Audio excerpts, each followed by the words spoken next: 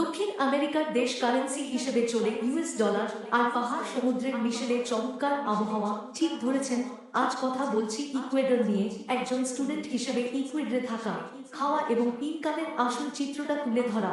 Ecuador অন্যান্য পশ্চিমা দেশের তুলনায় বেশ সস্তা। এখানে খরচগুলোকে কয়েক ভাগে ভাগ করা যায়। শেয়ারিং রুমে থাকলে 150 থেকে $250 মধ্যে ভালো জায়গা পাওয়া যায়। নিজেরা রান্না করলে মাসে 100 থেকে $150 যথেষ্ট। বাইরের লোকাল লাঞ্চ সেট মাত্র $2 থেকে $4 পাওয়া যায়। বাস ভাড়া খুবই কম, স্টুডেন্টদের জন্য হাফ বাস সুবিধা আছে।